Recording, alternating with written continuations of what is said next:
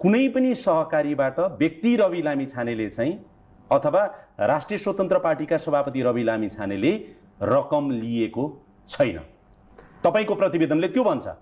त्यो लिएको तथ्य हामीले प्राप्त गर्न सकेनौं। पर्खिनुस् न, सकेनौं भनेको छैन।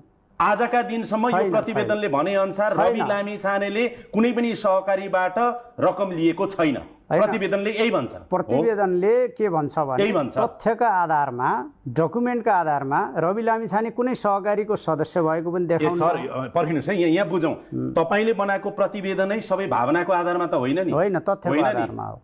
तपाईको तथ्य, प्रमाण, नजिर, तर्क, व्याख्या कहीं एउटा सिंगल प्रमाण भएको भए पनि यसको अर्कै हुन्थ्यो। यो सबै प्रतिवेदन तथ्यका आधारमा बनेको भने तथ्यले के भन्छ भने रवि लामिछानेले सहकारीको रकम लिएको छैन। आफूले व्यक्ति भने मैले व्यक्ति रवि लामिछानेले आफू सहभागी भएर कुनै पनि सहकारीबाट पैसा लिएको छैन।